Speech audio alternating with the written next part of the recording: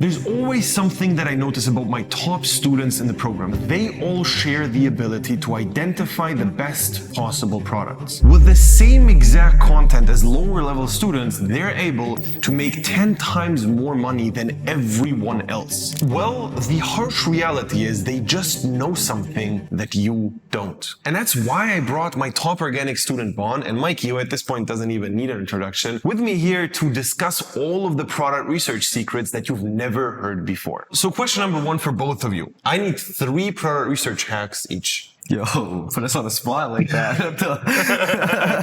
You didn't put this in the script. I did. Obviously, you have the banner method where you make a new TikTok account and you optimize it to show you dropshipping products. You can do the exact same thing for Instagram, which is something most people don't know. So building off what Mikey just said, most people think that this whole thing is just TikTok organic, but in reality, it's organic in general. So by only doing research on one platform, you could be missing out on a product that only goes viral on another organic platform, because that's very common. There's times where I've had products that only go viral on Instagram, YouTube Shorts, or TikTok, like isolated. If there are products like that out there, by not researching on other platforms, you're essentially missing out on the sauce. Just so you know how insane this currently is, over 60% of all the sales being done on organic is on Instagram. Around 20 or 30% is YouTube, and only 10 to 20% is off TikTok. And we also have one more research method, which is kind of new and kind of low-key, AliExpress. No one really talks much about AliExpress, but you could scroll on the AliExpress For You page, be the first to bring it to the social media platforms, make the most money out of it.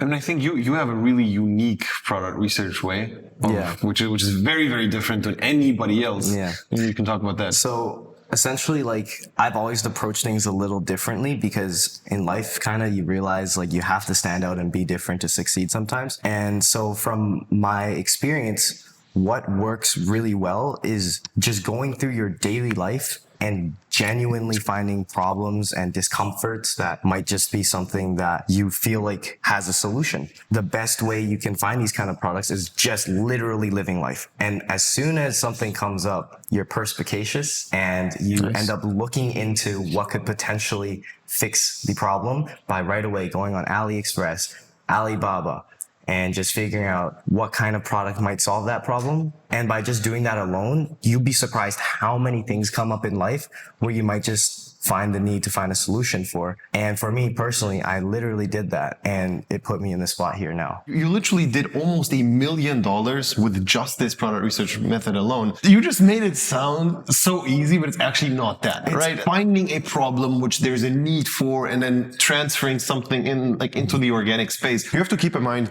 that's advanced. And it was not the first product you tested, right? So we need to keep in mind, this is a little like one step above for everybody who already made like 100K or so. If you understand how organic marketing works, you don't only have to rely on copying other people's content. Because guess what? If you bring a new product onto the platform, you're not going to have anything to copy from. All right, so now let's talk about your past winners. What was good about the winners and bad about the products which failed? My past winners didn't have something that most people expected it to have. They did not solve a problem. Most people say that you need to have products that solve a problem. It's not really the case. You just need to have products that have that kind of wow factor and offer some kind of value to the customer instead of solving. Literally had like toy water guns, toy drift cars, and even like a cigarette roller that I marketed as a greens roller. And they didn't really solve that many problems. Would you say that the content carried the product or the other way around? I'd say the content did carry the product, but without the product itself being super controversial, no. I'd say the product did most of the heavy lifting, to be honest. As soon as people saw the product, they were like, whoa, this is crazy. So I'd say the product carried most of the time. I mean, let's go through your top winners. Why did they work? I was just exposing all his products now. Okay, electric water gun. That has a switch on it. It worked because perfect time, summer was coming around. People want to have fun with their friends. People like the whole situation with playing with guns and everything. This looked like a realistic gun. It fired like super powerfully, or like, I mean, that's how I marketed it. People thought it would be like really painful and it would be really fun to play around with their friends. So that's where the value came in. That's the water gun. So you basically just sold like a fun experience. Yes, exactly. And that is the exact same thing with like my second product, which was a drift car. The whole car niche, there's a huge car niche. People like playing with cars. People like drifting cars. Imagine a toy car that can actually drift. Like, you don't have to spend all the money on actually drifting. You still get that similar experience. Also, parents want to buy it for their annoying children so they have free time. Value.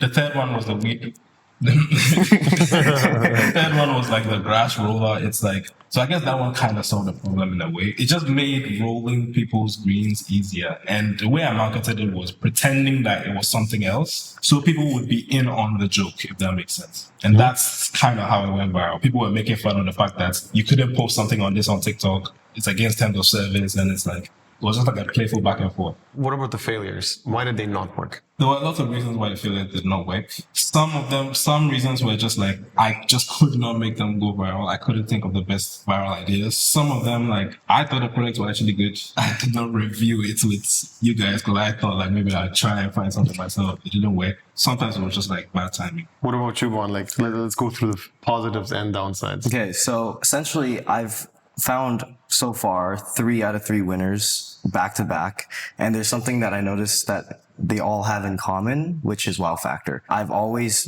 believed strongly that wow factor carries a product a lot, just because regardless if it will convert, if you have wow factor, it allows you to at least go viral on organic. Every single one of my products have this selling point where it's just so crazy. Like, you've never seen it before. And like, that's the way I kind of tell people when I'm like trying to teach my friends. I go like, you need to find a product that's essentially like, when someone sees it, they're like, holy shit, like, what is this? And they want to watch the video to the point where you don't really even need to make crazy content. Like, back to what Michael asked Mikey earlier in terms of whether or not it's the product that carries or the videos that you do. I personally always like to find products that will carry themselves, and all it takes is an extra little bit of video creation skill to really push it out there and just go absolutely insane viral. That's number one thing, is just the wow factor. And number two, we were just discussing, which is like, basically I'd like to say, like you said, experience or value added. To break it down into like old school e-com terms, it's problem solver or emotional selling point. The emotional selling point is the most flexible one because it's more so, it could be the experience, or it could be, for example, if you're selling some sort of a makeup item, the emotional selling point is essentially going to be the person being more confident when they have it, right? And so that's like really old school stuff that I kind of stayed with, and it kind of worked with just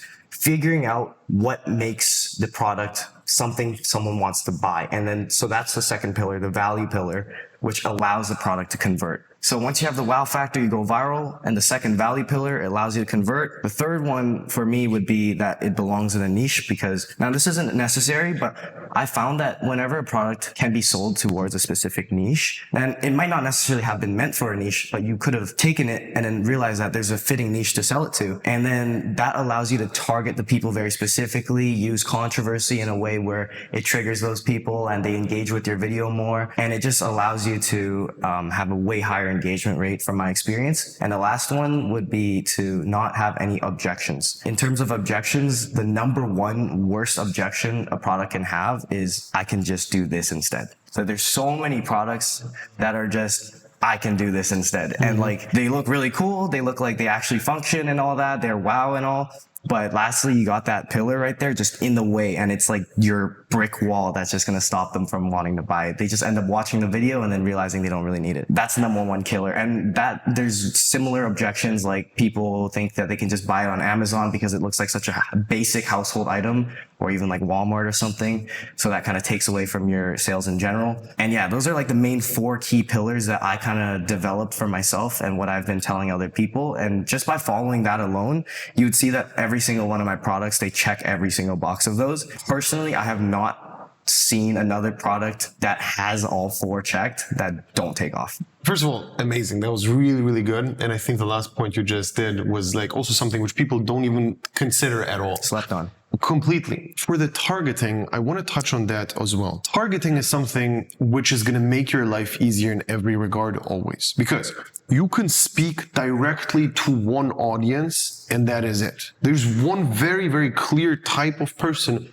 who would buy your product, and then you can just drill down everything they want. That's it. If you have these broader products, sure, you're going to make money with it, but it's going to be also much, much lower in terms of conversion rates. Much less people are actually going to buy it because it's more difficult and more of a luck factor where you actually go viral. It's just like tapping in the dark and just trying everything in more of a volume shoot game, where if you are in a niche, it's going to be much simpler to actually convert views into sales. This is something like even I did literally in 2018 on niche pages, like shout outs on Instagram. I remember how I tried like general products and then market them on like meme pages, and it didn't work. And then I went into like specific niches like dogs or boxing or gym, and I went into these pages which had like a passionate audience in them already, and it literally converted 10 times more in a smaller niche audience. It was the craziest thing, but it just makes sense because it's one avatar. So you guys both have different approaches to how many products you test. You said you were 3 out of 3. You tested 3 products. No. How angry does that make you? I was actually pissed off when I first heard of it, but like now that he's starting to speak, especially with the last point he made, like it actually does make sense, because now if I'd used his like criteria, there were a lot of products that I probably wouldn't have tested. There was like this sunrise alarm and then this like glasses cleaner thing that could have easily been searched up on Amazon. Like if I had all your product research stuff in mind, I probably would have tested a lot less products and had a higher success rate. So even though he has earned his place. When I saw that, I just wanted you in the team right away. And that's why you're like also part of the, like you're one of the coaches at this point. Yeah. It's just because you did something very, very obviously, which other people didn't, and you knew more. But with your product research method, like how many did you test overall? 31 or something. And I only had like 7-ish winners or something. This is real life, okay? Don't take this genius. This doesn't count. This is real life. I feel like with what Mikey did, it should be what everyone is doing, just because to do what I did, not only does it take a little bit of luck, it also takes a lot of experience in terms of having the vision and ability to identify winners. I noticed that a lot of people sleep on just learning how to identify. There's a time where I sat down with my friends and we just scrolled on AliExpress. 5 minutes in, I found like a crazy winner, which I'm sure would probably be like 50 to 100K at least. And I looked at it and I was like, guys, on this page, there's a winning product banger right now. Can you see it? And when I asked them that, they actually looked, they were like, no, there's nothing here. And I clicked into it and they're like, how is this a winner? And then in that moment, I realized that the problem isn't in the research method. It's in the person's ability to identify the product in the first place. So a quick warning for everyone who thinks the AliExpress method is like the new wave or whatever. It's important to know that in order to even do the AliExpress method, you have to have the eye for these products. And the best way to really do it is to at least have a general broad scope so you can throw it into your product research sheets and then run it by people like mentors. But for me, like, because I'm able to scan through it so quick, it's almost like different reading levels. Like, let's say you're in kindergarten, you're obviously a really slow reader, but as you like progress through life, you become faster and faster at reading. It's the same with product research. So your speed and ability to ID things really quick really matters. So that for me, I'm literally, if I wanted to product research, I'm scrolling and I just see everything. And as soon as something catches my eye, I'll stop. It's all about volume at the end of the day. And so I still really like the way Mikey does things, because when he does volume, he'll pick up products that I might not necessarily find as a winner. And then he ends up testing it and then he'll make money off of it. My method is very selective and it causes me to miss out on potential winners, but essentially it allows me to also save time for other things in life. But for Mikey, it's more of a guarantee. By spending more time into it, he almost guarantees that he's going to make a lot of money. And I think there's one layer above that which can get unhealthy, where you just test random bullshit. And this is something which most people do in the very, very beginning, especially with like an AliExpress method where you don't have like very clear proven concept from other people. It's very difficult as a beginner to just have an eye for it. And what you just described, exactly what's the case for the top 1% of people. But that's it. You can't just go on AliExpress and see the top product out of like the entire For You page and just do it on try one. And this is why we have people like Vaughn and like the entire team basically looking over the products you select and telling you, okay, this is good, this is bad. Why is it good? Why is it bad? And you're going to develop the eye through experience. It's not going to be you just researching more and watching more videos. It's going to be you actually going out there, doing product research, testing, and then cross-referencing what a winner looks like. You're going to learn so much much from your very first winner. You're going to understand, okay, why did this work? What was good about this?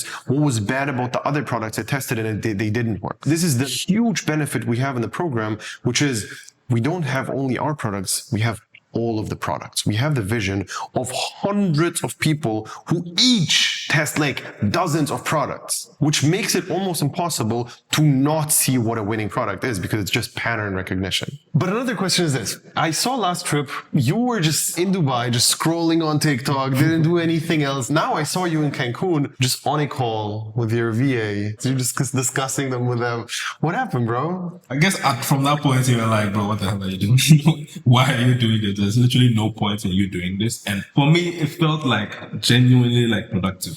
Yeah. Like it's hard to get out of that mind space. It literally feels like if you don't do it yourself, like you're wasting your time. Eventually I was like, all right, cool, I'll just listen to you. Take a step back, hire some VAs to do the product research for me. I had like 2 VAs, but like the other VA was kind of trash. So like right now I have like 1 VA that fills a product sheet with like 5 products a day. And I literally just review it. If it's good, test it. If not, no. Bro, I don't remember the last time I've scrolled on TikTok. It's just for like case study purposes. I don't remember the last time I've ever scrolled genuinely for product research. I think it's really important what you said with like feeling productive. It feels actually productive. Like when you're scrolling around or like you're split testing your store and doing all of these things. It doesn't matter who does it. It actually doesn't matter. Even with content on a super high level, it doesn't matter who does it. The only thing that matters is today there was 1 or 2 videos posted on each account and we're good. As long as the videos are super high quality.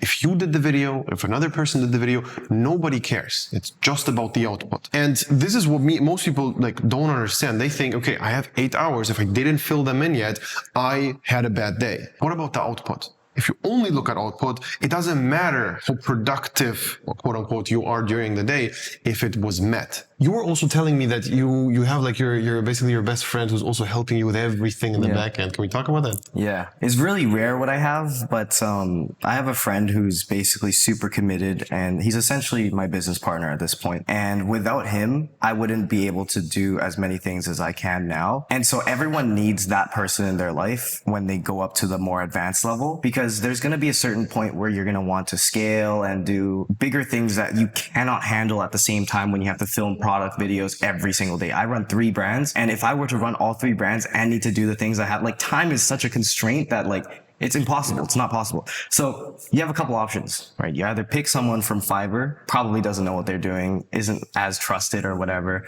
or you can maybe, if you ask Jacob in the program, he'll hand you a good student that's able to do things. But at the same time, there's nothing better than your like one of your best friends helping you, right? 100%. And so not only is it amazing for you, but they also, number one, get paid. They get to have a good paying job. I pay above the minimum wage. And then also they get to learn a very valuable skill that will literally transition them into a full-time dropshipper. And that is exactly what I've done for my friend. It's very important that you're able to find that kind of person later on in the steps, and it'll seriously change the way that you can scale. The only thing I can tell you is just don't force it. You don't have to go out there and try to find a business partner. Just think, well, you already have somebody in your life who would be able to take over a bunch of things. Give him a few tasks for specific things, and then if you see that they're really good, just give them more important tasks and more and more and more. At some point, you're going to see, all right, this guy is actually legit. Let's be partners. And the one more thing to add on to that, there's different personalities in dropshipping, but one thing I really see in common with people that are successful are just people that genuinely are hungry because they have nothing else better to do but to actually hammer the skill down because they have a fire under their ass and there's no backing. And if you have a friend like that and you offer them like a position where they're able to potentially make their life 1,000,000 times better, it is a no-brainer, and it's like the best thing you can do for your friend because they're basically given a chance to live their dream life. No, yeah. I think like bringing up everybody who's like just around you and actually wants it truly is the best thing you can do. And this is like what I'm always constantly trying to do and was able to do with some people, but also again, you can't force it on some other people. And it's impossible to bring everybody with you, like up with you, because some people are just not intrinsically motivated to do shit. You're going to be able to tell very fast. Just do literally have set up 3 calls with a person. Tell them, hey, do this until next call. Say the same next time and say the same next time. If they did everything well till your next call 3 times in a row, you have a winner. Like almost for sure, he's going to actually succeed in life generally because he's able to execute. The only thing he needs is a good strategy. This is the easy part because it's out there. Like we have it. It's already proven. And let me just tell you guys some like good traits within a person that you might find like a good fit for this. So something I recognize that I find within my friend who does it is he's very independent in a way where he's able to carry on tasks without always having to ask me for help, because once he learned, he was able to carry on everything alone. I only touch base with him every other day or so and ask him, he has questions for me. And that, yeah, number 2 is questions. A good student always asks questions. And for someone that's going to work with you, you have to see them naturally want to ask questions. If they don't ask questions, you know they're not going to learn. So you want to find a person who's naturally curious and always willing to learn more and always asking questions to try and improve. And lastly, something that's also the most important is their persistency and their work ethic in general. Usually when you give someone an opportunity like this, they're like fired up for the first week or 2. And then afterwards, it just kind of dies off. You'll find out really soon whether or not someone is a good fit. And if you ever have doubts about it, they're likely not a good fit. By the time you do find the right person, you'll just know. It just clicks because you guys just work out. Business partners are like relationships. Yeah, you know, for sure. But in a good way, because there's never problems. And then you just literally, you work together, everything fits really well. It's straight up just teamwork, because without a good person to help back you when you're scaling, it becomes impossible. But that is more on the advanced level. So do you guys have specific types of products which you completely stay away from? That gets into more of the logistics side. So maybe stuff like glass. You wouldn't want to do anything that is made of glass because like the Chinese people. this is targeted. the Chinese people don't like handle products well, so it'll probably break before it gets to the customer. Stuff that look like guns typically have a lot of issues. My water gun product, like, it was the biggest headache dealing with that. Bro got cease and desist letter from Glock themselves. That's pretty. That's a hard flex. Like I would frame that in a photo in my room, bro. That's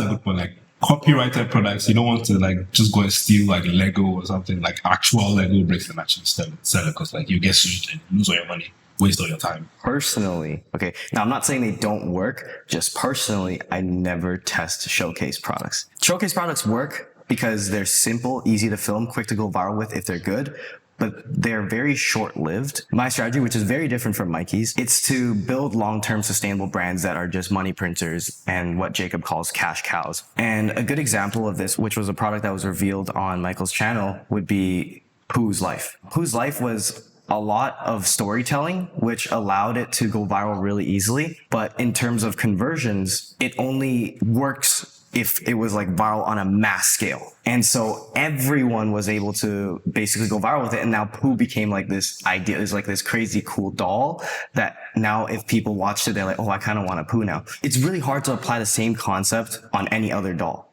Pooh's special because of the fact that it looks the way it does and it went viral. But then I see a lot of students talking about, hey, I want to test this doll. I want to test this doll. And it's like, not every doll is going to work because it honestly was kind of a team effort. Everyone kind of pulled it together and went crazy with it. And also Pooh looked really cute. I did with Pooh, I think I did like 200, 300 million views. Yeah. I only did like 20, 30K or something. Very low. 20, 30K is not bad still. It's not bad, but like 200 million views, that should be like 200K plus, 200 to. How much time do you spend on it? Not a lot. Like it's literally just a matter of like just filming it for like a few seconds. It was 100% worth it though, because the effort taken to film it was almost non-existent. So that's the thing. That's the one difference maker with showcase products. It's amazing for beginners, but for people that are more on the advanced side, I would say it's probably better to find something that actually isn't just a showcase product, but perfect for beginners because you're able to easily go viral. Like you said, 200, 300 million views is crazy. And it wasn't that difficult. And this is something which for a beginner is the most motivating thing you're ever going to see. And this is why they keep working. You need to have some feeling of success in the beginning. And I feel like as a complete beginner from zero, you will see success in just going viral. It will click in your brain. All right, this kind of works. I get it. I understand this is possible, which just on average, and this is like like why we also in the beginning always only recommend people to test the easiest product just so you feel great and don't quit. Like this is a big reason, because psychologically, let's say you post 300 videos and nothing worked at all because you were going the super advanced approach, and maybe after like 500 or 600 videos you would have crushed and made like $500,000, but you didn't get there. Because like statistically speaking, most people will quit after not seeing any results whatsoever. And these micro wins are actually important for your like mental health. And also 30K are good. Like you're not going to complain about making 30K, especially with these margins. That's just something which is really good for beginners and really bad for advanced people. It's also a good way in a way for the advanced people to kind of scale, because like a bunch of them. Yeah, like super easy products. You literally you don't even need to hire like the best creators. You just That's true. Yeah. Mikey makes a good point there. Essentially, what he's saying is like you could just take the easy filming products, and as an advanced student, you probably have access to other contacts that you can teach, and in exchange, you can have them do easy videos for you that can easily go viral, and then you can get a couple extra scoops of dollars from that. But touching on that point, would you generally say that products which are more difficult to film are better products overall? Yes and no, it depends. It really, yeah. Most of the time, yes, because high barrier to entry means less competition, means more market share. So most of the time, yes. But like there are some cases where you test products that most people wouldn't test, and then it's just like, just because it's harder to film doesn't mean it's an actual good product. Maybe the value it provides is still not on that level. So yes, if the product has that value, 100% yes, but like it depends on the value. Yeah, the way I see it is really just always opportunity cost. If you do this product, is there any other product that you could potentially be doing that might be easier to film, easier to go viral or whatever, and you just weigh the cost. That's it. Because if you have nothing going on for you, then yes, obviously take it over nothing. How did you guys do it in the very beginning when you had no idea what an actual good product is? How do you actually pick them? Well, for me, it was like Jacob. Jacob was able to look over my product sheets. That's honestly was like one of the biggest learning experiences at the beginning for me, was identifying products. Because I came from a little bit of Facebook ads background.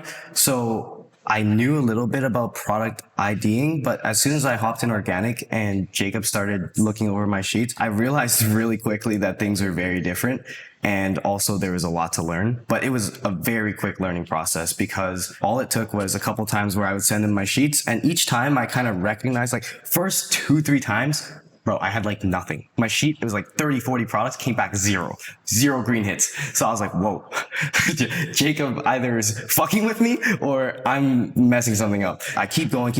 One day we had like 2 green hits, and I was like, whoa, okay, so we know what's going on now. I'm looking at the products. I'm like trying to break down why he let me run these products. So I figured out really quickly that there's specific characteristics, and that's how I kind of ended up building off of my pillar there. I just found out that these products generally are working. When it came to that, I was able to really quickly go from 1-2 products on my selection sheet to like, instead of showing Jacob 30, 40 products, it became showing Jacob 10 products. And in these 10 products, maybe 5 to 6 get greened. So it really was about volume at first in order to learn, but really quickly I just became very selective with the products, to the point where I started just picking up Jacob's eye. It's important that you not only just take the products that you're given in the program and just run it. It's really important that you actually genuinely try to learn why it works. Yeah, this is like all the top people just understand that they get it. And this is something I'm so proud of the entire team, of like being able to find such good people who are able to just convey it so well to so many others. And this is why we have like Jacob, Bond, these like top level guys who you just instantly get access to if you're in. To be honest, that thing is also like kind of an issue for me. Even to this day, I still haven't reached that point where I fully understand. Because like even like a few weeks ago, I still show you guys products, and then you and Jacob are like, bro, what the hell are you doing? I thought you're better than this by now. It's like, what? Like, bro, I'm genuinely trying to find the best product, and you guys are like, nah, this is trash. Definitely having you guys, I'm not gonna lie, has made a huge difference in terms of finding the best product. I feel like eventually I'll get to that point, but until then, I'm chilling with you guys. True. So if you personally struggle with product research overall, this is the easiest quick fix you can get. It's literally you making a list with a bunch of products which you think are good, and then us looking over it and telling you if they are. This is a cheat. And the same thing is going to happen with your content as well. You just show us the content. We tell you, is it good? Is it bad? This is something which is impossible to convey on YouTube generally. And that's why we have this one-on-one mentoring program where you're just going to have access to all of us. Because we want to keep things one-on-one, we're obviously limited in time. And that's why this month we're going to bring on 10 more people in the program. After that, we're going to close the spots. So make sure you actually put in some work on your application. Click the link below, and I hopefully see you soon.